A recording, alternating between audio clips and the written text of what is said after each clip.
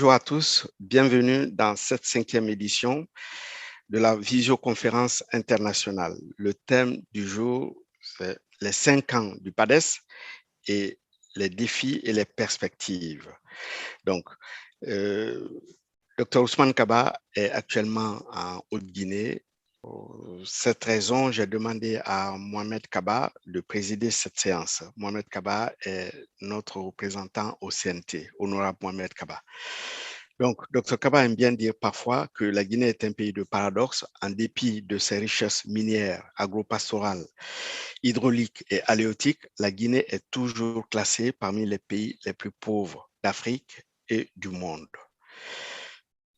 Ce retard est dû à ces conditions historiques et très difficiles d'accession à l'indépendance, mais aussi et surtout à sa malgouvernance politique, économique, sociale depuis très longtemps. Les défis, on peut catégoriser en 4.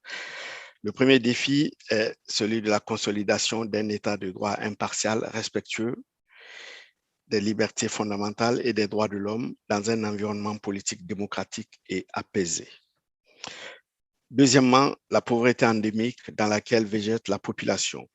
Troisième défi, le chômage massif des Guinéens, notamment celui très préoccupant des jeunes, de la jeunesse guinéenne.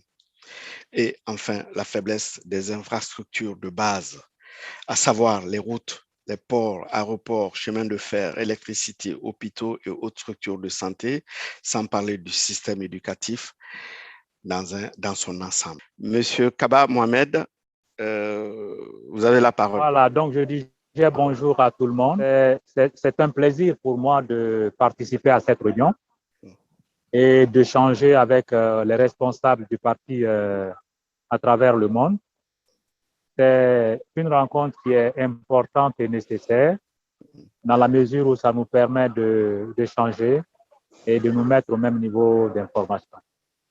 Je tiens à vous transmettre les salutations du président. Je viens d'échanger avec lui il y a quelques minutes. Pour ceux qui connaissent Koumba, c'est à une trentaine de kilomètres. Alors, aujourd'hui, je voudrais dire que le parti est à un niveau extrêmement important. Nous avons aujourd'hui 5 ans. 5 ans, c'est un âge relativement court, mais ça nous permet également de nous arrêter et de regarder un peu dans le rétroviseur pour voir ce qui est fait, mais aussi de pouvoir nous projeter par rapport à notre avenir immédiat et lointain. Le PADES, si on fait un petit bilan, on peut dire que nous l'avons lancé en 2017, et d'ailleurs sur les réseaux sociaux. Et tout de suite, nous avons eu près de 400 000 adhérents, et moi j'avais fait la statistique. Aujourd'hui, le parti, il est installé dans les 33 préfectures de la République de Guinée. Il est installé dans plusieurs sous-préfectures et nous avons aussi des représentations à l'extérieur du pays. Je crois que ça, c'est l'acquis majeur. C'est un processus qui est en phase de continuation puisque des missions sont actuellement en train de se dérouler dans ce sens, à commencer par le président lui-même et en passant par d'autres missions qui sont allées au Fouta. Nous avons reçu le compte rendu du Fouta aujourd'hui. Et une mission se prépare pour la Basse-Côte et une autre pour la forêt. C'est déjà une très bonne chose et ça augure de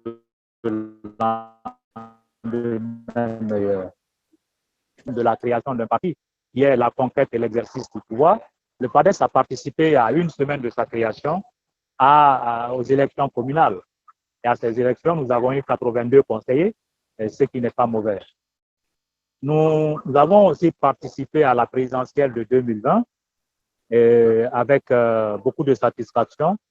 N'eût été la fraude massive qui a caractérisé ces élections, le PADES aurait eu un très bon retour. Nous n'avons pas malheureusement participé aux élections législatives, compte tenu du contexte un peu spécial de ces élections. qui avait été un peu noyé dans l'enveloppe du référendum et du troisième mandat. On s'est abstenu. Donc, ça prouve déjà que le PADES est vraiment présent là où il faut. Ce qu'il faut aussi signaler, c'est que nous sommes dans un nouveau contexte aujourd'hui, dans une nouvelle phase, et cela a suscité beaucoup d'engouement pour le parti,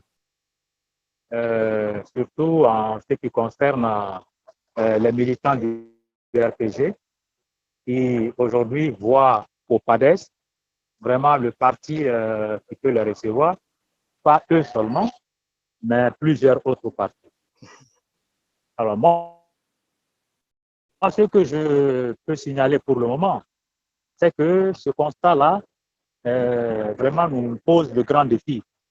Le défi de pouvoir nous organiser, le défi de pouvoir toucher toute la vie, de pouvoir mobiliser et à l'interne et à l'externe, mais le défi aussi de pouvoir transformer tout ça en une victoire électorale. Et ça va demander un travail qu'on va faire. Nous avons commencé ce travail ici en voyant un peu le cadre institutionnel du parti. Nous avons essayé de l'adapter aux réalités actuelles de notre pays. Nous avons même fait un nouveau découpage politique pour faire un plus grand maillage en vue d'installer le parti et de ratisser très large.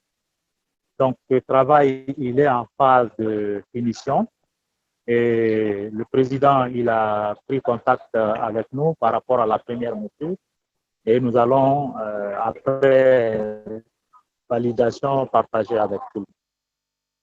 Merci. Il faut se mettre dans le cadre de sortir de la transition et de préparer des élections parce que je pense que la mission fondamentale avec des élections transparentes acceptées de tous. Mais notre souhait, c'est que nous puissions remporter pratiquement toutes ces élections qui vont se faire de la base au sommet et, in fine, le PADES vienne au pouvoir. Cela est possible, je peux vous le dire. Le contexte aujourd'hui est de pouvoir mobiliser tous les Guinéens pour atteindre ce objectif-là. Donc, voilà ce que je voudrais partager avec les uns et les autres. Merci Mohamed, on a bien compris. Je pense en gros, tu nous as rappelé les défis qui attendent le PADES, le défi de rassembler toute la population guinéenne afin d'accéder au pouvoir. Et puis, une fois au pouvoir, réaliser la demande de la population, c'est-à-dire les quatre demandes, la consolidation de l'État de droit impartial et respectueux des libertés fondamentales, la pauvreté endémique dans laquelle végète la population. Et on pense que le Dr Kaba est un des acteurs politiques qui peut développer ce pays et nous sortir de la pauvreté endémique. Aussi le chômage massif de la population guinéenne, surtout le chômage des jeunes. Et donc, on parle de chômage des jeunes, s'il y a de l'emploi pour des jeunes, et ça les évite de venir mourir dans la mer Méditerranée. Voilà. Et ensuite, Dr Kaba, à chaque prise de parole, il intervient là-dessus. Les infrastructures, la qualité des infrastructures, c'est-à-dire qu'il n'y a pas de route, il n'y a pas d'eau, il n'y a pas d'électricité, il n'y a pas de chemin de fer, les hôpitaux, les structures de santé, sans parler du système éducatif. Donc, sauf Dr Kaba, qui a pu faire une très belle université Kofi Annan, une université de renom et qui fait la fierté de la Guinée dans la sous-région parce que les élèves qui quittent là-bas sont formés et ils ont une formation de qualité. J'avais dit dans une de mes interventions que les jeunes qui quittent l'université de Kofi Annan, quand ils viennent en France, ils ont les mêmes niveaux que les jeunes Français. Ils sont inscrits, ils n'ont pas d'autres tests à faire. Voilà. Et là, c'est un motif de satisfaction. Donc, comme je disais tout à l'heure, Mohamed a fait l'introduction et c'est lui qui va présider aujourd'hui. Je rappelle ça parce que je vois Adja Aminata depuis Jeddah qui vient de se connecter. Et aujourd'hui, on va essayer d'inverser. On va passer la parole à nos membres qui sont en Asie. Je pense qu'il est tard à Bangkok, il n'est pas loin de minuit là-bas. Donc, Bako ini sɔgɔma. Voilà, Bako ini sɔgɔma. Assalamu alaikum wa rahmatullahi. Voilà, donc i bɛ kumakan foli jumɛn fɔ an ye ani parti kan ka min kɛ denmisɛnninw ye. Alhamdulillahi rabbil alamin wassalatu wassalamu ala man la nabiyya ba'da. Amma ba'd. An bɛ Ala tanu. Nin ye sewakoba ye anw bolo Thailand yan. Nin ye koba ye anw bolo Thailand yan. Nin ye dususumakoba ye anw bolo Thailand yan. Ousmane Kaba wuli natɔ kɛra an na président de la Guinée.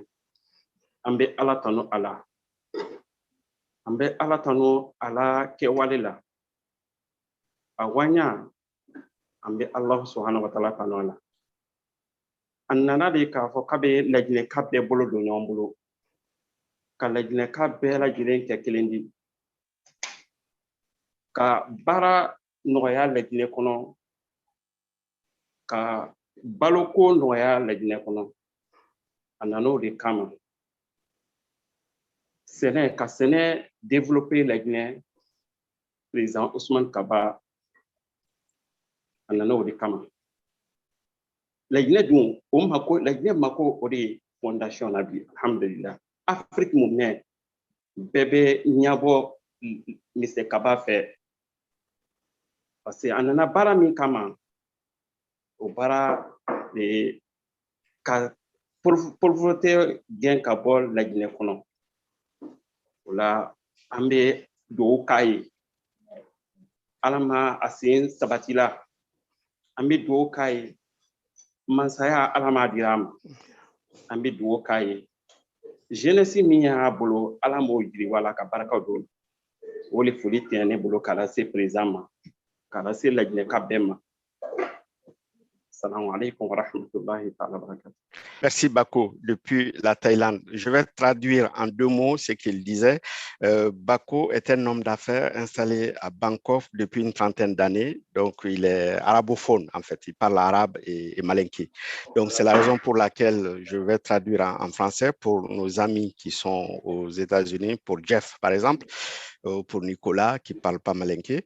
Bako disait en gros qu'il est très content que quelqu'un comme Dr Ousmane Kaba puisse accéder à la magistrature suprême en Guinée et que c'est un monsieur qui peut aider la jeunesse à leur donner du travail. Donc, il est dans le sujet des défis.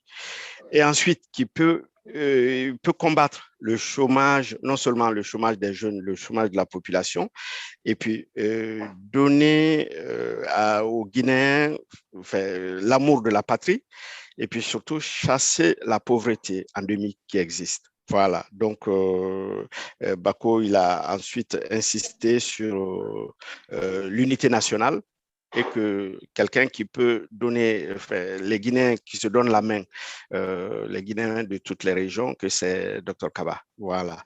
Merci beaucoup, Bako. Et je vais saluer et passer la parole à Adja Aminata, qui n'est pas loin, qui est à côté de la Mecque, à Jeddah. Bienvenue à vous, Adja Aminata.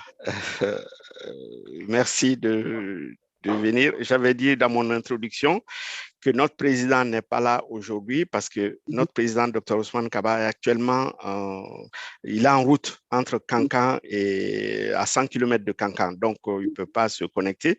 Mais moi, j'ai demandé à notre député, celui qui nous représente à l'Assemblée CNT, l'Assemblée nationale, et Kaba Mohamed, qui préside cette réunion. Et c'est lui qui avait pris la parole en premier. Ensuite, j'ai passé la parole à Bako et ensuite vous.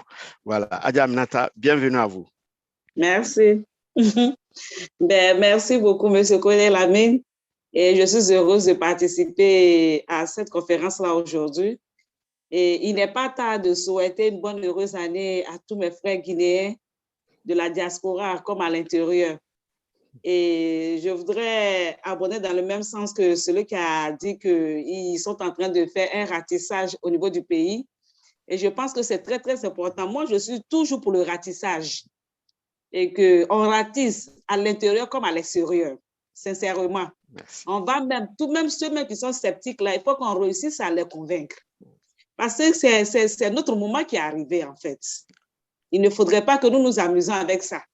C'est notre moment, c'est le PADES. Aujourd'hui, j'ai toujours dit PADES hier, PADES aujourd'hui, PADES demain, Inch'Allah. Merci. Donc, pour cela, nous devons ratisser. On ne doit même pas même céder même 1 centimètre même à qui que ce soit, sincèrement.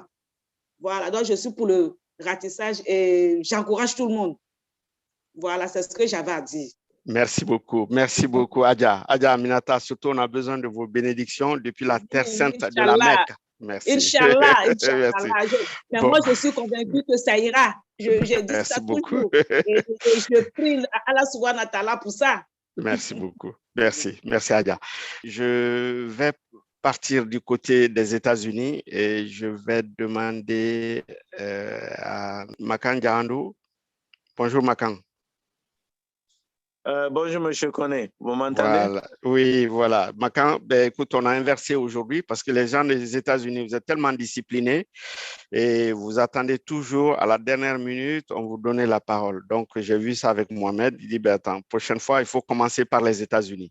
Donc, qu'est-ce que tu penses des défis et des perspectives pour le PADES à l'occasion des 5 ans d'anniversaire, s'il te plaît?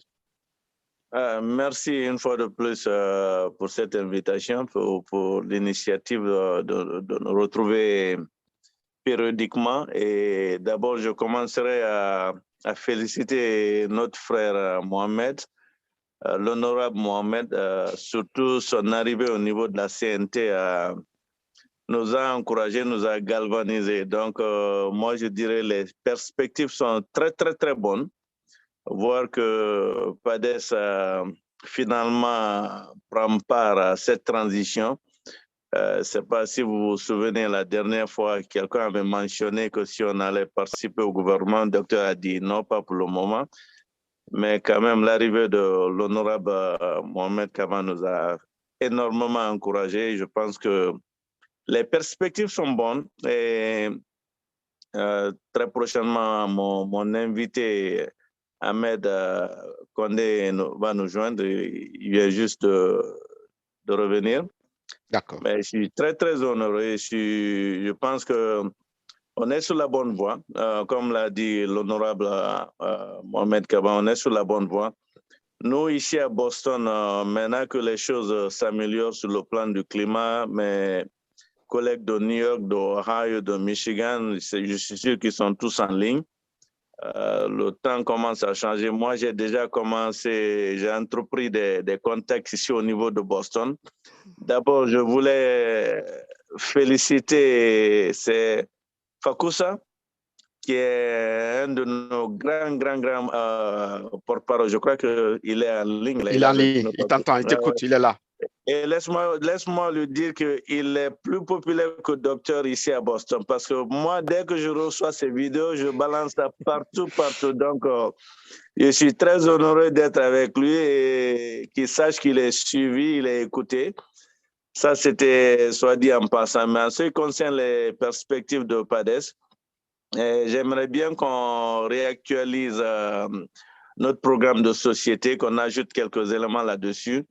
Je crois qu'il y avait une vidéo de l'anniversaire de la 3e anniversaire de PADES qui avait été célébré. Il y a une vidéo que j'ai pu distribuer à mes contacts. J'espère que pas maintenant, peut-être qu'un peu plus tard, on aura la chance de célébrer les 5 années, faire une compilation de vidéos pour qu'on puisse au moins s'apprêter à faire passer et réactualiser cette vidéo. Mais en ce qui concerne Boston, je suis comment le dire, je suis en train de travailler avec d'autres amis ici et comme l'a dit Dr Kaba, nous sommes en train de travailler avec les anciens RPGistes et dont je suis en contact maintenant avec l'un des coordinateurs. Donc, les choses s'annoncent très, très bien pour PADES. Ça, je vous le dis. Si on organisait les élections aujourd'hui ou au moment où je parle, j'ose croire qu'on a la chance. qu'on a une grande chance. Okay. C'est ce que je voulais vous dire, mais je pourrais revenir un peu plus tard, juste le temps de donner la parole à d'autres personnes. Merci infiniment. Pas de souci. Merci, Makan. Donc, je vais voir du côté de Philadelphie. Il y a Joseph qui attend dans sa voiture. Joseph, bonjour. Oui, bienvenue à toi. Merci beaucoup. Oui. Je peux aller? Oui, vas-y, Joseph. Et c'est sur les défis et les perspectives du PADES, d'autant plus que tu viens d'arriver de la Guinée. Et il y a 2 jours, je t'ai vu, je t'ai eu au téléphone, tu étais en escale depuis la Pologne. Donc, je pense que tu es arrivé hier matin à Philadelphie. Bienvenue dans cette 5e édition et explique-nous quels sont les défis qui attendent le PADES et les perspectives dans les années à venir, s'il te plaît.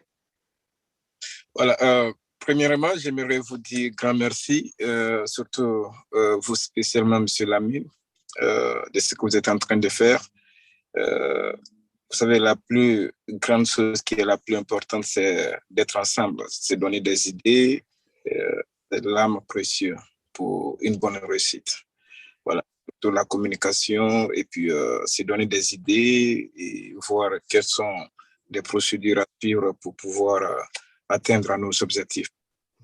Alors, j'aimerais vous dire grand merci et aussi je voulais lancer toutes mes félicitations à M. Mohamed, qui est un ami déjà à moi.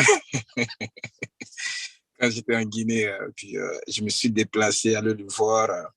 Il était en classe en train de donner les cours, qui est vraiment un homme très humble, un homme qui est très sage. Et j'ai la confiance que Dr Ousmane Kaba et le parti, avec l'ensemble de tout et chacun de nous, nous avons fait un bon choix de faire de telle sorte qu'il puisse représenter le PADEX dans le CNT.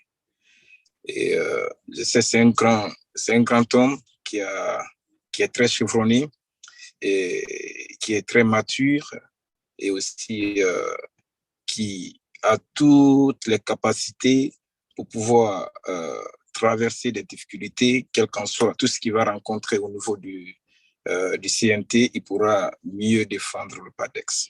Voilà.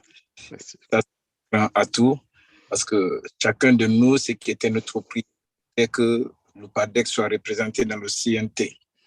Bien sûr que nous ne sommes pas dans le gouvernement, c'est là, mais quand même, c'est un privilège pour nous, pour le PADEX, d'être représenté dans le CNT. Voilà. Et les défis sont énormes et je crois que l'important, c'est que il faut être très joyeux qu'un parti qui a vu jour en 2017 et aujourd'hui qui arrive à ce niveau, c'est un grand atout. 5 ans, il y a de ces partis qui ont été créés, 2 ans, 3 ans, et finalement, ils ont disparu. Mais le PADEX ne fait qu'agrandir de jour en jour. Surtout ma présence en Guinée, j'ai fait le constat que chaque jour que Dieu fait, il y a de nouveaux adhérents.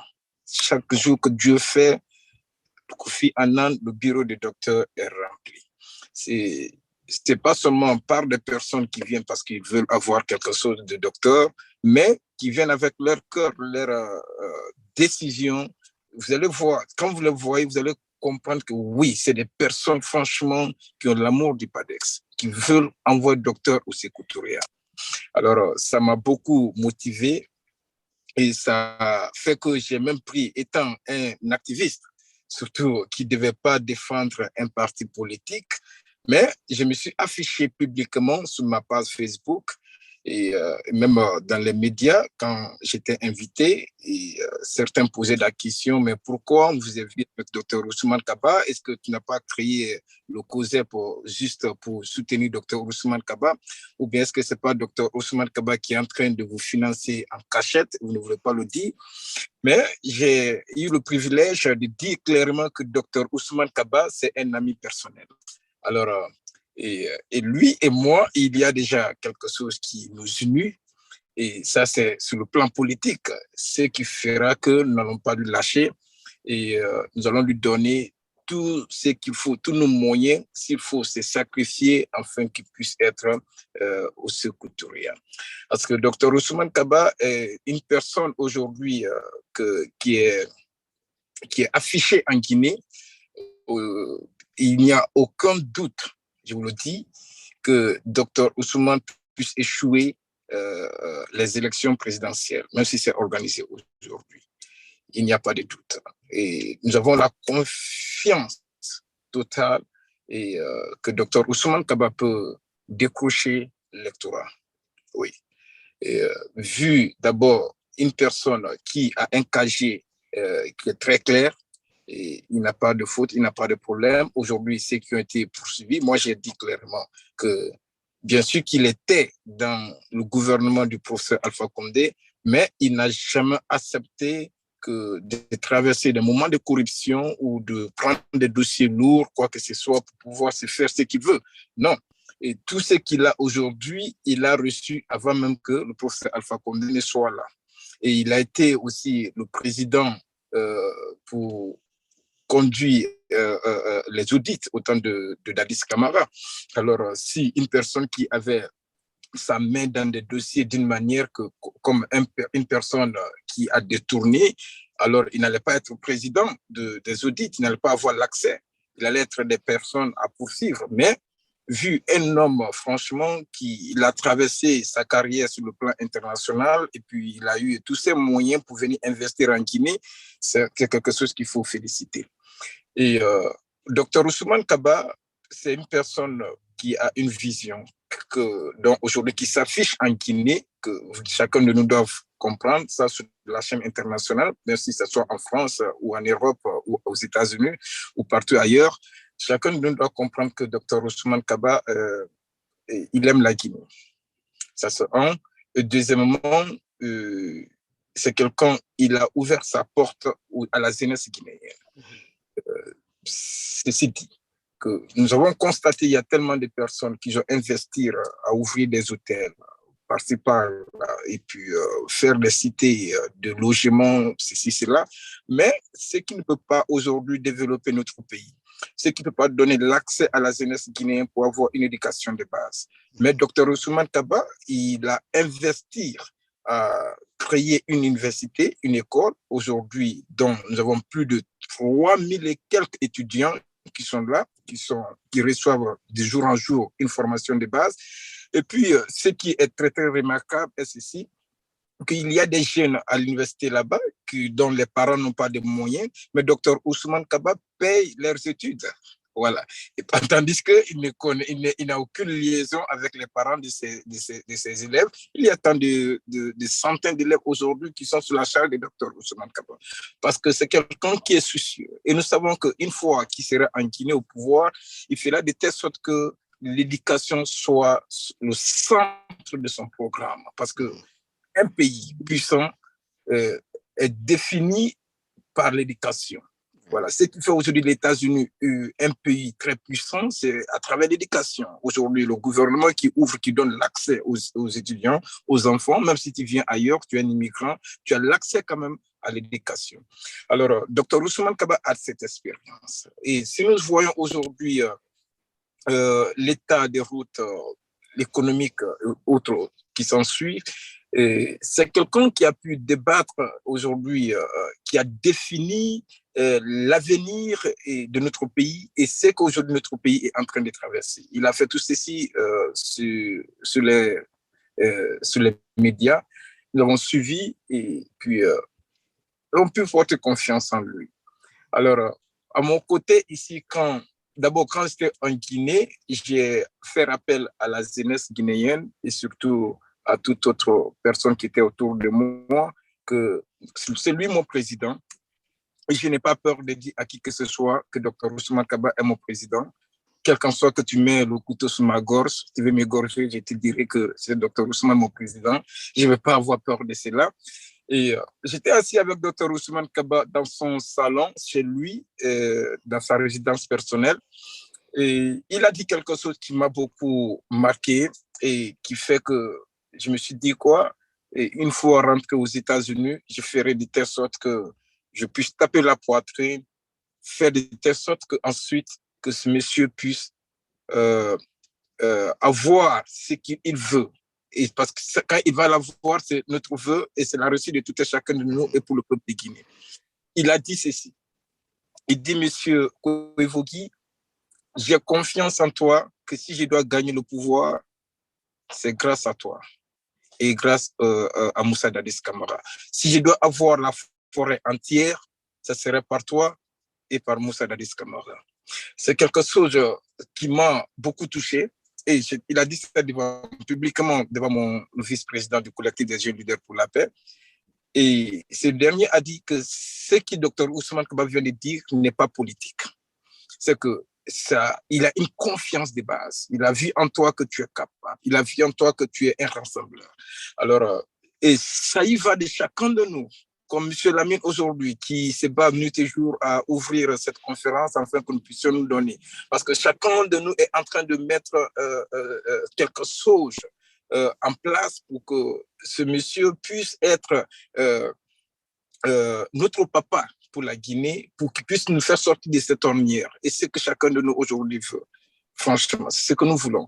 La transition est en train de partir d'un côté et dont chacun porte déjà son regard, mais nous sommes prêts. Même si aujourd'hui, on dit que l'élection c'est aujourd'hui, je vous le dis, la vérité, nous allons prendre tous nos clics et claques et tous nos bagages et descendre en Guinée là-bas. S'il faut aller directement mourir tous ensemble, nous allons aller mourir. On doit aller à Sékou-Touré. Ça, c'est notre agenda. C'est dans notre agenda et je l'ai dit. Et j'ai même dit ça à ma maman que aux États-Unis, mais je reviens en Guinée très bientôt. J'attends seulement qu'on ouvre cette porte pour dire que okay, les campagnes sont déjà disponibles. Là, nous allons descendre. Merci. Alors, il faut que chacun de nous puisse multiplier ses contacts ici. La Guinée est en train de travailler, ils sont en train d'aller en avance. Et l'appel est que Docteur Ousmane Kaba, ce que j'ai constaté, il y a un problème financier que chacun de nous doit faire face. Nous qui sommes sur le côté, surtout des États-Unis, de l'Europe, sur la chaîne internationale, s'il faut mettre en place, qu'on appelle ça, une petite structure de collecte, et donc on donne la chance à chacun de prendre, comme ça peut être 2 à 3 mois, le peu que tu as, même si c'est $2,000, tu dis, OK, ça c'est ma contribution. Nous faisons cela, on met ensemble et on envoie en Guinée pour un sport. Parce que en Guinée, c'est pas facile, il faut les déplacements et les voitures, une fois seulement que les voitures se déplacent, aller jusqu'à l'intérieur et revenir, ça serait toujours en panne. Alors, le PADEX a besoin de moyens de déplacement. Le PADEX a besoin de moyens de sport pour soutenir ces jeunes aujourd'hui qui sont autour du PADEX parce que la plupart n'ont pas d'emploi, ils n'ont pas d'agenda pour pouvoir avoir argent pour se soutenir. Et tout cela se repose aujourd'hui sur ça.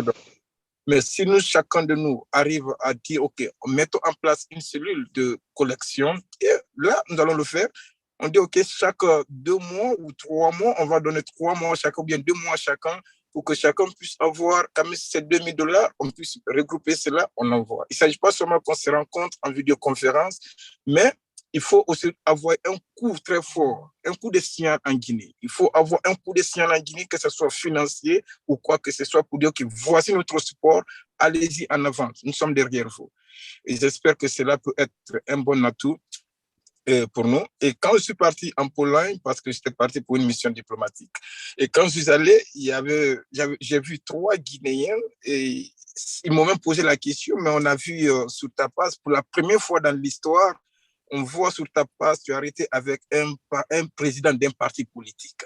Et puis, on voit et qui est ces personnes. Je les ai définis qui est docteur, je les ai parlé et je les ai montré l'agenda de docteur. Ils ont beaucoup aimé.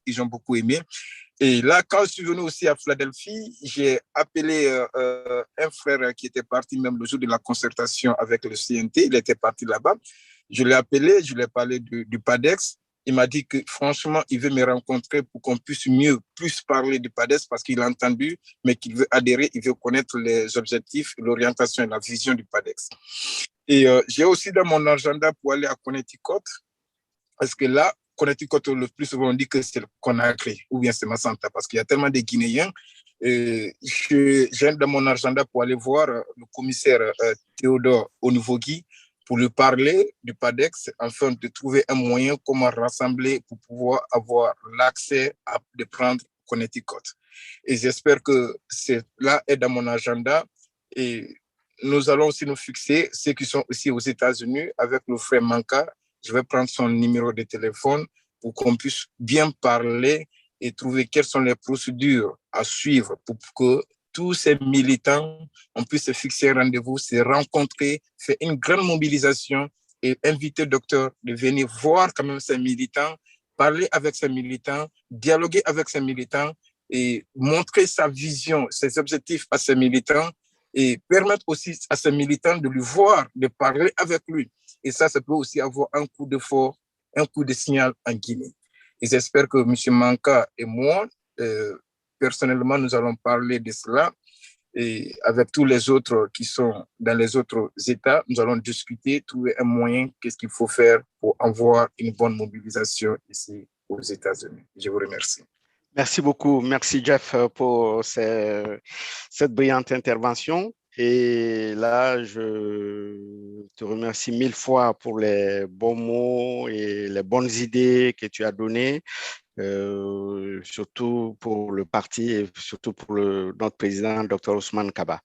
Bon, je pense que c'est un monsieur qui mérite vraiment d'être soutenu et d'être aidé, non seulement en Guinée et à l'international aussi.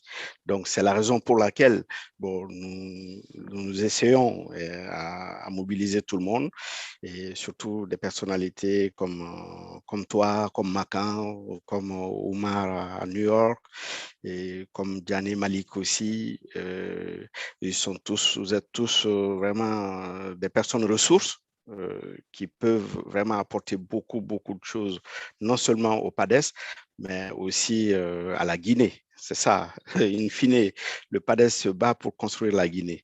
Les défis qu'on a énumérés tout à l'heure, les défis sont nombreux et les perspectives à venir, c'est le PADES qui peut mettre ça en place. Voilà, merci encore. Donc, j'avais dit qu'on a inversé l'ordre des États-Unis. On va venir en France. Donc, est-ce que Dr Diobaté est là? Mamadi, si Dr est là, il va dire un mot sur les défis et les perspectives du PADES. Dr Diobaté? Juste avant de préciser, je voulais aussi dire que, en fait, Dr Kaba n'avait pas participé au gouvernement de Alpha Condé. Hein. Il a été conseiller à la présidence et ça n'a pas duré. Et Dr Kaba ne gère rien en Guinée au niveau public depuis 1996, depuis 25 ans. Voilà, il n'est plus ministre depuis 25 ans, donc il n'est ni associé, ni de près, ni de loin à la gestion des gouvernements passés. Voilà, je voulais préciser ça. Docteur Diobaté, tu as la parole pour les défis et les perspectives de PADES. Bonjour. Et, merci à tous ceux qui ont eu à prendre la parole avant, à Joseph, aux autres, j'en passe des meilleurs. Alors, pour les perspectives, vraiment, moi, j'ai toujours dit qu'on avait le potentiel pour y arriver. On a le potentiel pour y arriver, mais être capable d'arriver à faire quelque chose et de réaliser, c'est différent. C'est différent et dans la mesure où l'espoir seul ne suffit pas. Il faut de l'engagement, il faut du travail. Et Joseph était en Guinée il n'y a pas très longtemps. Moi, je suis venu il y a 2 semaines. Donc, on a vu le chantier qu'il y a sur le terrain. Donc, les perspectives aujourd'hui, franchement, en ce qui, moi, me concerne, et d'ailleurs pour le parti en général, c'est de faire en sorte que l'espoir qu'on suscite dans la population, que cet espoir soit maintenu. Je rigole souvent avec les amis en disant, nous sommes le parti de l'espoir. Le pays aujourd'hui a besoin d'espoir, donc c'est de nous que vous avez besoin. Parce que ce n'est pas pour rien qu'on s'appelle quand même parti, fait qu'il y a l'espoir dans le cycle du parti. Même si on est démocrate avant. Mais ce que je voudrais dire là, c'est qu'il faut qu'on essaye de maintenir cet espoir-là. Nous, quand on va sur le terrain, moi j'ai été à Gikedou, à Kishidougou, à Albaderia, à Douako, vraiment dans le 140 profond. Donc quand on va là-bas et on voit que les gens sont désabusés, les gens sont désabusés, ils ne savent même pas à quel sens vous voyez, vraiment au moment où je vous parle, parce qu'ils n'arrivent pas à lire clairement dans la politique du CNRD, même si ce CNRD aujourd'hui, les gens, certains adhèrent tant bien que mal, parce que peut-être il n'y a pas, par faute de mieux. Nous, notre perspective doit être de vraiment susciter l'espoir et de maintenir cet espoir-là. Et ça nous permet deux choses. La première des choses, c'est au moins que notre électorat nous fasse confiance. Parce que moi, je l'ai toujours dit, aujourd'hui, la politique en Guinée, on connaît à peu près comment ça se passe. Pour avoir discuté d'ailleurs avec le docteur dans son bureau quand il a pris son crayon pour me faire un triangle sur un papier. Donc, chacun sait comment la politique guinéenne se fait. Et nous, aujourd'hui, on doit aller d'abord faire le plein dans notre électorat. Vraiment, la première des choses, la première perspective qu'on doit avoir, c'est de faire le plein dans notre électorat. Je ne sais pas, j'ai dit ça à Lamine ou à Nicolas, que la Guinée aujourd'hui, le premier tour en Guinée, c'est comme une campagne de primaire en France ou aux États-Unis. Quand on doit faire une campagne de primaire, il faut s'adresser à son parti, il faut s'adresser à son électorat pour avoir le droit de représenter cet électorat aux élections présidentielles. Donc nous, aujourd'hui, quand on va au premier tour, il faut qu'on s'adresse à notre électorat. Il faut, parce qu'on n'est pas le seul parti sur cet échiquier-là. On n'est pas le seul parti qui vise cet électorat-là. Donc, pour avoir l'adhésion massive de cet électorat, pour être qualifié au deuxième tour, il faut à un moment donné qu'on s'adresse à eux. Ça peut paraître laxiste, hein, j'en conviens. Comme quelqu'un, le docteur le disait la dernière fois, il faut qu'on me dise, oui, ça peut paraître laxiste. Mais à un moment donné, il faut être réaliste. Parce qu'on fait de la politique, et lui-même il a dit, hein, la politique n'a pas vocation à nous faire entrer dans le paradis, c'est pour faciliter et pour améliorer notre vie ici-bas. Donc, il faut s'adapter, avoir un discours rassembleur, mais d'abord complètement tourné vers notre électorat. Quand on est qualifié au deuxième tour, à ce moment-là, on peut avoir un discours, mais le plus rassembleur que possible pour attirer les gens dans notre camp. Mais si nous allons aujourd'hui faire une campagne présidentielle, c'est-à-dire un discours qui rassemble tout le monde, quitte à vexer ou à braquer notre électorat initial, notre électorat de base, on risque de ne même pas être au deuxième tour. Et je vous donne un exemple juste comment on appelle, du primaire passé en France, où le président François Fillon avait fait une campagne de droite très très dure. Son challenger, le maire de Bordeaux, a fait une campagne vraiment avec un rassemblement national pour parler vraiment avec un discours national. Il a perdu la primaire. Il a perdu la primaire. Et comment je l'ai su? Quelques années plus tard, lui-même, il est sorti à la télé, il a fait une émission en disant « J'ai fait une erreur parce que j'ai fait une campagne présidentielle au moment des primaires. » On ne fait pas une campagne présidentielle au moment des primaires. Donc aujourd'hui, notre perspective, c'est d'avoir un discours vraiment tourné vers notre électorat. Voilà. Donc c'est ce que moi, je voudrais qu'on essaie de faire. Et si on parle à docteur, qu'on arrive à lui expliquer ça, qu'on arrive à dire quelle est notre vision par rapport à cette perspective-là. Parce que, comme je l'ai dit, nous, c'est sa parole qu'on traduit. Quand il parle, c'est nous défendons ce qu'il lui dit. Donc, il faut qu'on arrive à lui faire dire ce qui est défendable. Voilà. Donc, on essaye de glisser ce discours de cette façon-là et de montrer aussi aux gens qu'est-ce qu'on est capable de faire pour eux. J'entends tout à l'heure, Joseph, les qualités de docteur, tout le monde connaît en Guinée. Hein? Aujourd'hui, il y a des soucis judiciaires pour certains d'entre eux là-bas, mais pour l'instant, on va dire alhamdoulilah, on croise les doigts, d'ailleurs, il n'y a pas besoin de croiser les doigts, pour l'instant, ils ne se reprochent de rien. Donc, les qualités des docteurs, c'est-à-dire ça parle de soi, on n'a pas besoin de vendre ça, d'en faire on va dire un argument de campagne. Aujourd'hui, notre argument de campagne, c'est de dire qu'est-ce qu'on est capable de faire pour le peuple du Guinée. Moi, quand je vais, il y a un groupe, comme ils appellent ça les grains, je ne sais pas si vous voulez ce que ça veut dire, c'est des jeunes qui s'assoient pour faire du thé.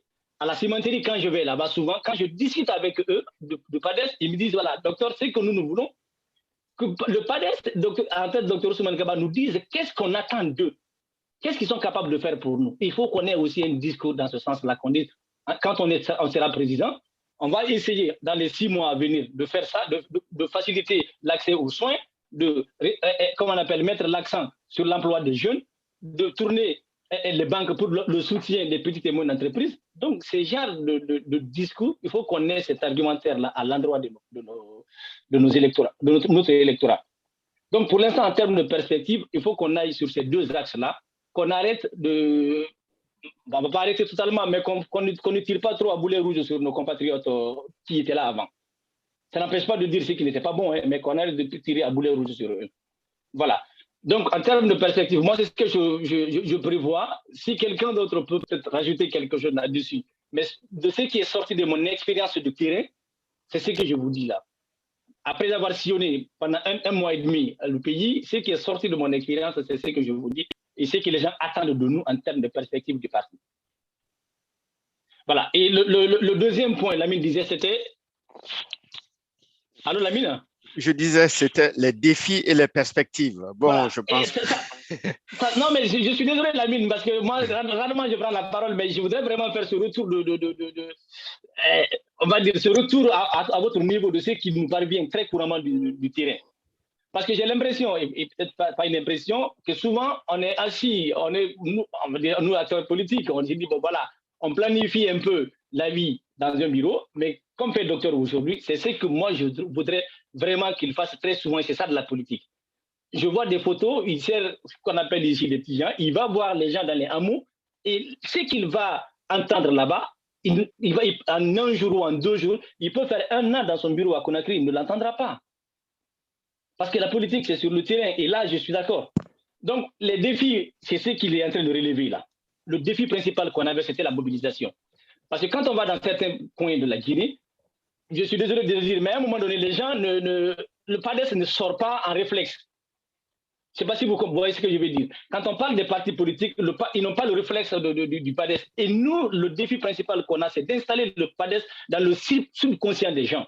C'est-à-dire, quand on parle de partis politiques, si je cite 2, que le 3e soit le PADES. Si je cite 1, que le 2e soit le PADES. C'est ce défi de mobilisation que nous-mêmes nous avons en tant que membres du parti. Qu'on arrive à aller vers les gens, qu'on arrive à essayer de les convaincre, peut-être pas forcément arriver au premier coup, mais on arrive à essayer de les convaincre. C'est notre défi majeur aujourd'hui, d'installer le PADES dans le subconscient des Guinéens. J'ai parlé hier avec le monsieur de l'URDG. Donc moi, je n'arrivais même pas à me souvenir de l'URDG. Il a dit, ah oui, on a encore du boulot. C'est le parti de Baouri. Je ne connaissais même pas le sigle. Donc c'est pour vous dire qu'il y a des gens qui sont en dessous de nous, mais on ne doit pas regarder ces gens-là. Il faut qu'on vise ceux qui sont devant, ceux qui sont déjà, quand on dit parti politique, les gens se souviennent de Paul ou de Pierre, il faut que nous soyons à côté aussi. Et cela ne va pas sans le travail, sans la démarche, aller vers les gens. En tout cas, pour ne pas monopoliser la parole, je sais que j'en ai parlé beaucoup, mais c'est la seule occasion que Lamine m'a donnée. Donc, il faut que j'essaye de vous dire ça. Et je vous remercie vraiment de votre attention. Mais le défi, c'est qu'on aille mobiliser les gens encore une fois. Merci beaucoup. Merci beaucoup, docteur. Et merci pour ton intervention. Et docteur, il est sur le terrain, c'est très, très apprécié, non seulement en Guinée, et puis à travers le monde. On voit les images qui sont partout. Je passe la parole à Ibrahim. Ibrahim, voilà, Ibrahim, tu dis... Ibrahim Kaba de Paris ou bien de Sénégal? De Paris. Ok, je vais être très bref. Moi, c'est Ibrahim Kaba, pour ceux qui ne me connaissent pas, j'habite à Paris. Alors, je pense que beaucoup a été dit. Je commence par remercier vraiment les membres du bureau, les organisateurs. Je sais que ce n'est pas facile, Lamine et son équipe, de bâtir tout ça, c'est très difficile, je sais de quoi je parle.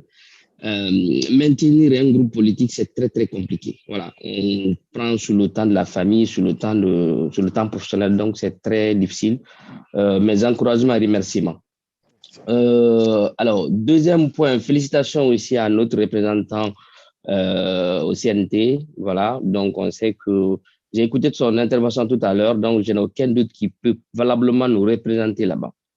Alors, ceci dit, pour être très bref, au niveau des défis et perspectives, je pense que beaucoup a été dit. Moi, je pense qu'elles sont réluisantes dans la mesure où le PADES existe, ça ne fait pas encore très, très longtemps, mais le parti est relativement implanté pratiquement sur tout le territoire national. docteur aussi est identifié en tant que leader parce qu'il y a deux identifications.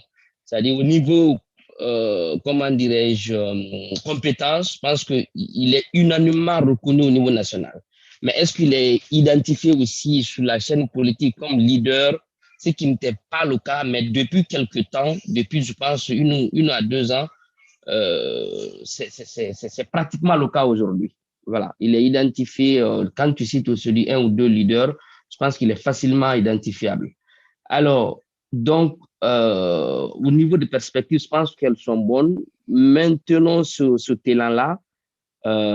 Avançons dans ce sens. Je pense qu'on va dans le bon sens. On va dans le bon sens, clairement.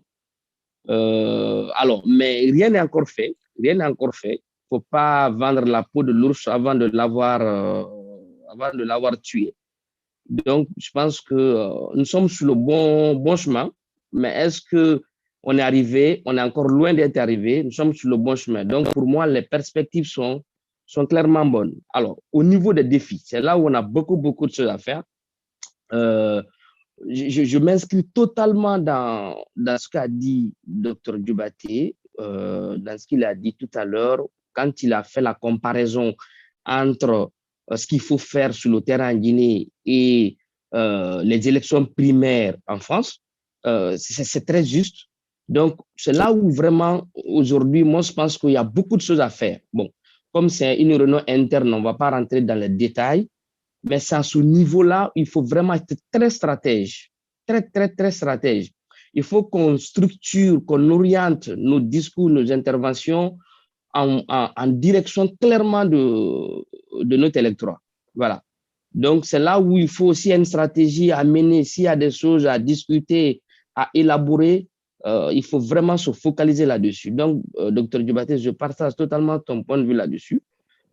S'il faut, il faut vraiment faire une grande réunion interne entre les responsables du parti pour avoir une stratégie, un discours cohérent pour aller dans ce sens-là. Voilà, donc il faut, sans oublier la mobilisation, nous à notre niveau, au niveau de tout le monde. Et voilà, donc je pense qu'on va dans le bon sens et maintenant ce talent. Merci beaucoup. Merci Ibrahim. Je vais revenir en Guinée. Je vais passer la parole à Karim Souma. Karim Souma, vous m'entendez? Karim? Oui, je vous entends très bien. Oui, bonjour Karim. Les défis et les perspectives. Ensuite, on va passer la parole à Fakosa. Merci beaucoup, Monsieur Koné. Merci. Voilà. Je voudrais d'abord vous remercier. C'est une première que je puisse intervenir dans cette réunion. Merci. En tant que responsable de la communication du parti, saluer l'ensemble des parties prenantes de cette réunion et encourager tout le monde, comme l'a fait d'ailleurs mes prédécesseurs. Ce n'est pas facile. Accepter de se sacrifier pour sa nation. Il faut être vraiment doté d'une très grande conscience. Nous avons des problèmes de famille, des emplois très chargés. Mais qu'à cela ne tienne, nous avons dit que nous avons de l'ambition. Il faut que notre nation soit plus que toutes les nations. C'est ça notre fierté. Alors, je les encourage dans ce sens. Par rapport au sujet du jour, les défis et les perspectives. Les défis, les autres l'ont rappelé en ce que je puisse comprendre. Le défi, il est beaucoup plus communicationnel. Communicationnel en ce sens où il faut chercher à harmoniser le contenu de notre discours, ce qui est tout à fait normal. Je suis d'accord par rapport à celui qui a demandé à ce que nos discours soient orientés vers les valeurs, les ambitions, la légitimité de notre parti, où il faut réécrire notre projet de société, donc à notre niveau ici, d'ailleurs fondé sur 5 piliers. à travers le calendrier qui a été conçu cette année, ou d'ailleurs depuis l'année dernière, c'est mentionné dessus. Et pour ce qui est de la communication actuelle du président, je crois qu'à ce niveau, il faut que nous ayons aussi les mêmes visions. Oui, à notre électorat.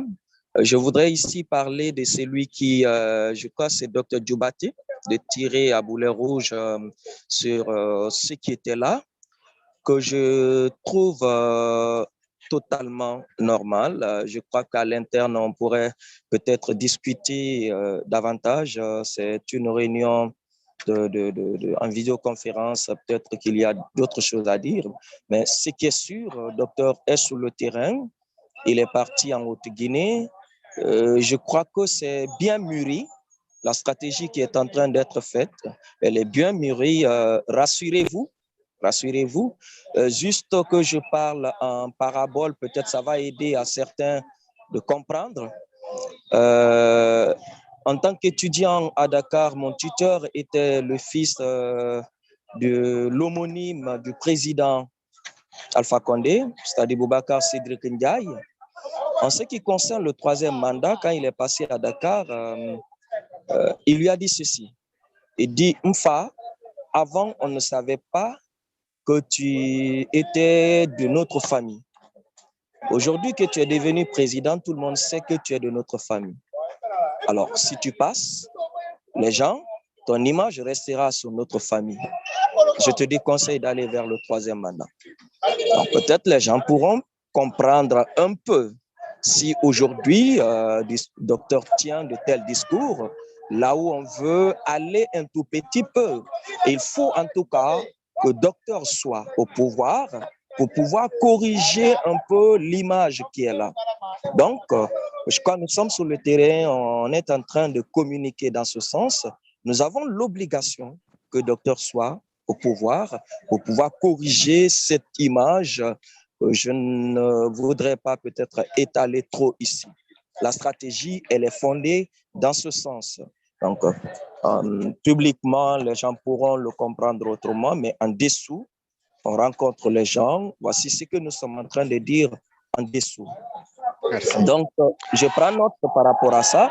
Les perspectives, je crois, le mois passé, on en a parlé. Personnellement, j'ai initié un projet de formation qui aussi, en dessous, consiste cette fois-ci à installer le bureau PADES étudiant dans toutes les universités en Guinée, en passant par une formation en communication politique qui est déclinée auprès des autorités universitaires. Et la formation se tient à l'université Kofi Annan. Et quand les étudiants seront ici, alors du coup, on a des stratégies aussi en place en dessous pour récupérer les étudiants les plus influents qui, à leur tour, vont aller mettre les bureaux PADES dans chacune des universités. Voici donc en termes de perspective ce que la cellule de communication est en train de faire présentement. Merci. Et rassurez-vous que nous travaillons. Merci beaucoup, M. Paul. Merci beaucoup, Karim. Donc, je vais demander à Fakosa de nous dire quelques mots sur les défis et les perspectives. Et je sais que c'est un jeune qui est très, très écouté. Et Macan vient de le dire qu'à Boston, c'est une vraie star là-bas. Et je dis aussi la même chose qu'en France aussi, il est très, très connu. Quand on met ces vidéos sur nos sites WhatsApp, et ils sont très, très regardés. Il peut même voir le nombre de personnes qui visitent. Hein. Voilà. Fakosa, tu as la parole. Fakosa. Bonsoir à tout le monde. Et bonjour à ceux qui sont du matin. Et je suis très content de prendre part à cette conférence internationale vidéo qui s'accentue sur le PADES. Mais je voudrais commencer par connaître une précision. Parce que quand on me parle de défis et de perspectives du PADES, je voudrais savoir si c'est avant ou pendant le pouvoir. Parce qu'il faut distinguer les choses. Le PADES peut avoir les défis et les perspectives avant d'accéder au pouvoir. une fois au pouvoir, PADES peut également avoir les défis et les perspectives. Donc, je voudrais une précision par rapport à ce niveau, M. Lamine, s'il vous plaît. C'est justement, c'est une très bonne question. Et cette précision, ça rentre pile poil dans notre projet de société actuel. Actuellement, quels sont les défis qui s'imposent au PADES et quelles sont les perspectives? Je vais alors faire la part des choses. D'accord. Je vais faire la part des choses parce que quand on parle des défis d'un parti politique avant qu'il n'accède au pouvoir, on fait allusion au respect du contenu des statuts et règlements intérieurs du parti vis-à-vis des militants, des sympathisants et des cadres. Dans ce sens, il faut reconnaître que le PADES a un grand défi. C'est vrai qu'on a beaucoup fait aujourd'hui. Malheureusement, que le champ il est très vaste. Par conséquent, il reste beaucoup à faire. Rappelez-vous que nous existons depuis le 8 février 2017. Jusqu'à nos jours, on n'a pas un bureau politique national. Ça, c'est un grand défi pour le parti à relever. Jusqu'à nos jours, on n'a pas un comité central. Ça, c'est un grand défi à relever. Jusqu'à nos jours, on n'a pas une véritable structure de communication qui est bien organisée, bien sûr, en tenant compte de tous les aspects qui rentrent dans le cadre de la communication. Comme je suis adjoint officieusement de M. Karim, qui est officiellement le directeur de communication du parti. À part ça, il faut reconnaître que beaucoup de défis ont été relevés, surtout sur le plan de la démocratisation du parti. Parce qu'un parti qui se veut à la tête du pays doit commencer par se démocratiser lui-même en son sein. Pour rappel, je voudrais prendre un exemple très palpable sur la représentativité du parti au sein du Conseil national de transition, le CNT, par M. Mohamed Kaba qui est là. Cet acte n'est pas le fruit d'un hasard. Cet acte est issu d'une discussion très discursive au sein du parti parce que le président il s'est fait du devoir de demander l'avis de tout le monde, l'avis de tous les cadres du parti. Chacun était intervenu ce jour. Moi-même, par exemple, j'étais un farouche opposant. Mais par finir, comme on a respecté tous les principes de la démocratie pour que M. Mohamed Kaba soit au CNT, moi, je crois que cela est à se féliciter.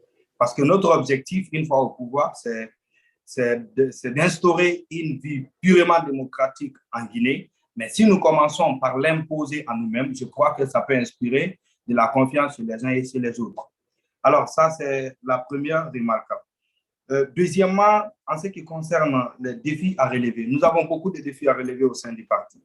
Beaucoup de défis, parce que nous voudrons regorger la totalité des citoyens guinéens au sein du PADES. Là, il faut le reconnaître. Pourquoi? Nous pouvons le faire, je le précise, puisque c'est un parti dont sa grandeur s'explique par la grandeur de la droiture, de l'honnêteté de son leader et surtout de son patriotisme, de son souverainisme ou de son nationalisme. Aujourd'hui, Docteur est l'un des rares leaders qui a œuvré dans le bon sens dans ces pays, plus précisément sur le plan de l'éducation qui constitue la pierre angulaire de tout développement. Aussi sur le plan de la santé, il a fait un pas très remarquable. Donc, dans ce sens, puisque le pays là aujourd'hui a besoin d'un patriote, le pays là aujourd'hui a besoin de quelqu'un qui puisse lui permettre de sortir de cette torpeur dans laquelle nous sommes pendant plus d'une trentaine d'années. Alors, sur ce plan, moi, je crois que nous avons fait une très grande avancée parce qu'il y a eu beaucoup de communication là-dessus. Il y a eu beaucoup de communication, non seulement à l'opinion nationale, mais aussi à l'opinion internationale. Alors, ce sont en quelques lignes ou en quelques ramassés ce que je peux appeler défis et perspectives du parti avant le pouvoir public. Maintenant, pendant le pouvoir public, on peut se servir de notre projet de société. Il y a quelqu'un qui a souligné que nous devons l'élargir. Je me ferai des devoirs d'envoyer un projet de société que nous-mêmes, les jeunes, j'ai été à la tête de l'équipe, nous avons rédigé en une quarantaine de pages. Et j'enverrai ça à M. Lamine et s'il pourra m'envoyer d'autres emails, ils vont voir comment ils peuvent développer ça pour nous permettre de revoir un peu le contenu de notre prospectus qui constitue le résumé de notre projet de société. Alors, par rapport au contenu, plus précisément par rapport aux défis à relever, les défis sont grands, ils sont importants. Vous n'êtes pas sans savoir que nous sommes dans un pays où la problématique de l'employabilité de la jeunesse est sur toutes les lèvres. Mais très souvent, les gens en parlent sans savoir comment il faut y arriver. C'est pourquoi docteur ne cesse pas d'intervenir à travers les médias pour montrer aux gens comment on peut résoudre la question de l'employabilité de la jeunesse en République de Guinée. Et cette jeunesse fait environ 75% de la population. Mais en général, cette jeunesse chôme comme vous ne pouvez pas l'imaginer. Pour résoudre ces problèmes, dans notre projet de société, nous avons estimé qu'il faut réaliser ce qu'on appelle les infrastructures de base. C'est un pays qui est en total manque d'infrastructures de base. Si vous partez sur le plan routier, on n'a pas de routes. Si vous partez sur le plan sanitaire, on n'a pas d'hôpitaux. Si vous partez sur le plan éducatif, on n'a pas d'école. Si vous partez sur le plan politique, la stratégie, l'ethnostratégie est l'arme de la plupart des leaders politiques pour y arriver. Sur n'importe quel autre plan, ça ne fonctionne pas. Et cela n'attire pas du tout les investisseurs étrangers, les sociétés étrangères de venir s'installer au pays. D'où le manque d'emploi chez les jeunes. Donc, nous avons estimé que lorsqu'il y a des infrastructures de base, ça pourrait être des éléments attractifs pour les sociétés étrangères de venir s'installer en Guinée, ce qui manque aujourd'hui en Guinée. Au-delà de cela, vous allez remarquer une chose très pertinente dans notre pays, c'est la crédibilité des leaders politiques. Malheureusement, aujourd'hui, qu'une bonne partie de cette population guinéenne est hypnotisée uniquement que par des discours ethniques de la plupart de certains leaders politiques en Guinée. Alors, ça fait de telle sorte que la politique est devenue très difficile. Aujourd'hui, docteur, c'est l'un des leaders qui souffre le plus. Parce que non seulement il a envie d'être au pouvoir comme les autres, mais à la différence des autres, il veut être au pouvoir pour changer les choses en faveur de la population guinéenne. Donc, il souffre plus que tout le monde. Le pire, c'est le seul leader aujourd'hui qui met la main à la poche pour pouvoir financer les politiques du parti. Et c'est extrêmement difficile. Vous prenez à gauche, les partis qui sont là sont financés soit par leur ethnie, vous prenez à droite, les financements des autres partis sont soit puisés au niveau de la caisse de l'État, etc., etc. Donc, ceci dit, moi, je voudrais inviter l'ensemble de ne pas regarder ce que nous avons fait derrière, mais de savoir projeter la vision sur un futur idéal. Et pour cela, il faudrait que chacun arrive à faire ce qu'il peut faire. Tout un chacun d'entre nous peut faire quelque chose pour ce parti. Et lorsqu'on met cela à l'esprit, nous devons penser que nous ne le ferons pas, non seulement pas pour le docteur, mais aussi pas pour le parti, mais plutôt pour notre pays. Parce que personne ne sait ce qui va arriver dans l'avenir. Mais moi, je sais une chose qui est sûre, si nous nous battons, ce n'est pas Dieu qui va donner ses pouvoirs, il faut le reconnaître, mais c'est le combat dans lequel nous allons nous lancer. Si Dieu nous voit que nous sommes déterminés dans ce combat, il va accepter de nous accompagner. Et ce que je sais, la seule chose que je sais, et sur ce que je suis sûr et convaincu, une fois au pouvoir, docteur peut changer ce pays en un temps de 6 mois. Ça, je suis sûr et certain. Il a la compétence, il a la crédibilité, non seulement à l'interne, mais aussi à l'extérieur du pays. Il a toutes les qualités possibles qu'il faut pour le faire. Et aujourd'hui, il est entouré par des jeunes, mais pas n'importe quel jeune. Vous-même, vous le remarquez très souvent. Il y a des jeunes qui sont capables de faire beaucoup plus de choses. Donc, on a beaucoup de perspectives, on a beaucoup de défis à relever. Il n'y a pas plus de 2 décennies, nos parents cotisaient pour les partis politiques. Aujourd'hui, cette culture a disparu. Pourquoi? Parce que tout simplement, on a pensé que les partis politiques sont devenus des puits de capitaux, de certains faux militants qui viennent, de certains faux responsables qui viennent. Et docteur, il a dit qu'il faut qu'on accepte de faire la politique autrement. C'est pourquoi il ne cesse pas de discourir dans ce sens. Il a aujourd'hui remarquablement agi sur certaines mentalités. Aujourd'hui, certains jeunes pensent que lorsque nous faisons la politique, c'est du volontariat. On ne doit s'attendre à rien. La seule chose à laquelle on doit s'attendre, c'est le changement positif du pays. C'est le développement du pays. C'est pour une croissance économique. C'est pour l'employabilité. C'est pour la réalisation des infrastructures de nos différentes communautés. Donc, si cette mentalité animait la plupart ou plusieurs jeunes du pays, moi, je pense qu'on aurait peu de choses à faire pour arriver au pouvoir. Mais aujourd'hui, il se trouve que les gens sont couronnés avec succès par cette idéologie de l'argent, par cette idéologie d'intérêt, afin d'accepter de se mettre au service d'un parti politique. Donc, il faut se rassurer qu'on a beaucoup à faire. J'ai salué l'idée du monsieur du côté des États-Unis qui était dans le véhicule. Je m'excuse, je ne me rappelle plus exactement de son nom. C'est Joseph. Par rapport à la cotisation, nous sommes à l'interne, il faut qu'on déballe les choses. C'est ce débat, nous avons toujours entretenu ce débat ici à l'interne. Nous avons dit que tous ceux qui sont autour du docteur, au moins arrivent à mettre quelque chose dans la caisse du parti, même pendant un mois. Mais même les gens qui ont des situations permanentes et régulières, positivement par là, n'ont pas été capables de le faire. Même ceux qui sont à l'extérieur, qui ne se débrouillent pas mal, le mode de vie desquels nous sommes convaincus ici, n'arrivent pas à faire quoi que ce soit. Il faut que le docteur fasse tout. Et le docteur ne vient pas au pouvoir pour lui seul, ni pour sa famille seule, mais il vient au pouvoir non seulement pour le parti, mais aussi pour toute la Guinée. Donc, si nous voulons aller de l'avant, premièrement, il faut que nous nous engagions honnêtement et dignement pour le parti. Deuxièmement, il faut que nous acceptions de mettre main à la poche pour quel que soit petit, pour pouvoir mettre dans la caisse du parti. Il y a certains cas qui se passent ici en Guinée. Vous ne pouvez pas comprendre. Même quand il y a un cas de malade, il y a un cas de décès, vous ne pouvez pas imaginer, il faut toujours aller vers le président pour qu'il mette main à la poche pour pouvoir donner la contribution du parti. Moi, j'ai estimé que nous pouvons faire tout ce que l'on peut faire. Il y a des gens qui ne peuvent pas financer un franc dans ce sens, mais qui peuvent se battre sur le terrain, qui peuvent inviter les gens à s'orienter vers le parti et à adhérer au parti. Par contre, il y a d'autres qui ont la possibilité de le faire. Il faut qu'ils s'engagent à le faire. On ne peut pas être avec quelqu'un le jour et que la nuit, qu'on n'est pas avec lui. Ça ne marche pas comme ça. Le vrai problème, c'est ça. Le très grand défi à relever, c'est ça. Il faut qu'on soit là sincèrement. Il faut qu'on soit là honnêtement et il faut qu'on soit là objectivement. Vous allez voir, lorsque nous allons commencer à travailler de la sorte, en moins d'un laps de temps, les choses peuvent changer en faveur. Parce que, rassurez-vous, nous sommes sur un terrain vierge. Ici, le terrain, il est vierge. Il n'y a rien, il n'y a personne à part docteur. Je parle en connaissance de cause. Vous ne pouvez pas prendre un leader qui a pu faire pour la Guinée plus que docteur, sur aucun plan. Vous ne pouvez pas prendre un leader qui est plus compétent que docteur. Je vous donne un exemple. Quand quelqu'un est malade, il a besoin de qui? D'un médecin pour le soigner. Quand un pays est ingénieux économiquement, il a besoin de qui? D'un économiste pour le relever. Aujourd'hui, il se trouve qu'en Afrique, c'est l'un des plus grands économistes, l'un des plus grands intervenants dans son domaine, où son expertise est demandée dans les pays voisins et dans d'autres pays d'Afrique. Par contre, il est chez nous. Nous sommes incapables de faire de lui un véritable produit vendable. Ça ne fonctionne pas. Il n'y a personne ici en Guinée à part docteur. Mais la carte est dans notre camp. Le damier est là, c'est à nous de savoir le jouer. Sinon, il n'y a absolument personne. Vous ne pourrez le comparer à personne. Mais il faudra que nous soyons à mesure de vendre son image et de vendre l'image du parti. Une chose est vraie, le nom du docteur est plus grand que le nom du parti. Il faut accepter ça, c'est une vérité.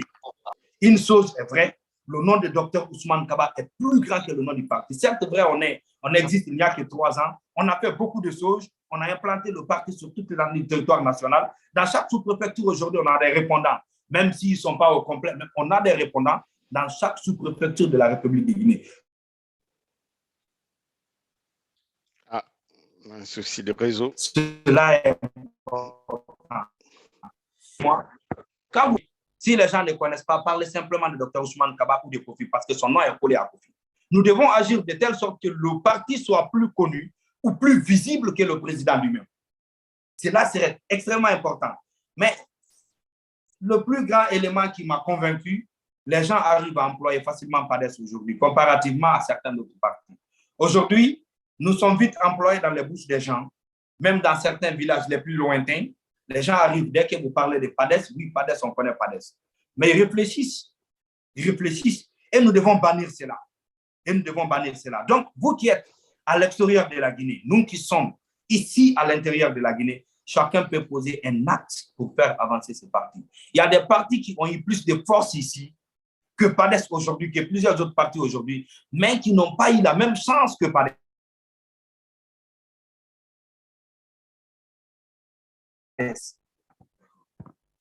Nous avons un président qui a exprimé son patriotisme avant même de penser faire la politique. Par contre, on s'est battu pour des leaders qui n'avaient pas pu déposer une seule brique dans ces pays, mais qui ont pu arriver. Pourquoi? Parce que les gens qui étaient autour de lui ont été sincères vis-à-vis de lui. La sincérité, ce n'est pas sur le plan des finances, mais c'est sur le plan de l'engagement. Il faut qu'on accepte de s'engager humainement. Ceux qui peuvent s'engager financièrement, il faut qu'ils l'acceptent. Nous allons changer et nous allons grandir, nous allons remporter la victoire et nous allons sûrement changer ce pays. Donc, je ne veux pas trop abuser la parole. Je voudrais me limiter à ce niveau et remercier M. Lamine pour me donner cette opportunité. À la prochaine rencontre, j'espère pouvoir en dire mieux. Merci à tous de prendre part à la conférence et de m'écouter.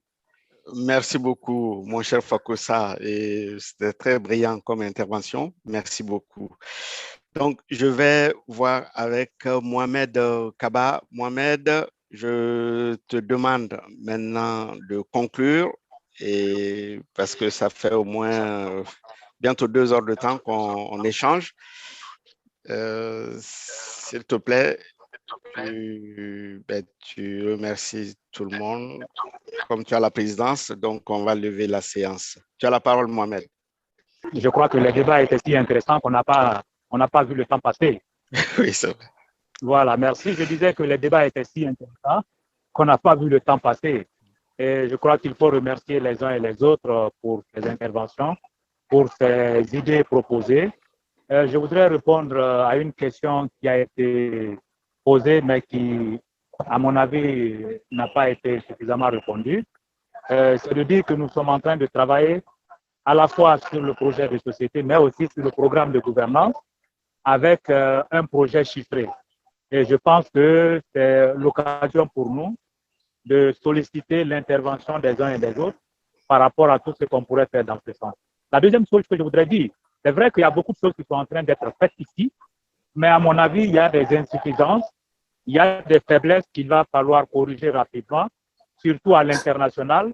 Je pense qu'on peut améliorer la visibilité de notre parti et surtout de notre président à l'international. Je pense que s'il est possible vraiment de le faire passer sur les très grandes chaînes à l'international, cela va booster un peu tout ce qu'on est en train de faire ici et lui donner une certaine légitimité par rapport vraiment aux ambitions que nous voulons. Donc sur ce, je vous remercie, surtout Lamine pour vraiment cette coordination. Je crois que tout le monde a été servi. Je pense que tout le monde a pu s'exprimer. C'est aussi un défi de cet exercice. Merci de l'avoir relevé. Merci à tout le monde et bonne soirée. Avant de nous quitter, j'aimerais vous montrer le dernier ouvrage de notre ami Francis Laloupeau, un très grand journaliste et que nous apprécions beaucoup. Son dernier livre s'appelle Blues démocratique. Donc, c'est un beau livre sur tous les derniers régimes politiques africains de ces dernières années. Donc, je vous laisse, vous pouvez aller sur Internet, regarder. Et tout à l'heure, j'ai eu un de nos amis, Macan de Boston, qui m'a appelé pour me demander si le livre est distribué par Amazon. Donc, je poserai la question à l'auteur ce soir. Et je pense qu'on peut le trouver en France dans toutes les bonnes librairies. Et puis, vous pouvez commander directement chez l'éditeur Cartala. Chez l'éditeur Cartala, vous pouvez commander ce livre. C'est un très beau livre. Merci. Merci beaucoup et merci à tous les participants et au mois prochain. Au revoir. Au revoir, merci. Merci. Au revoir. Bonne soirée. Bonne soirée. Merci et bonne soirée. Merci. Et bonne soirée. Allez, tous voter pour les PADES.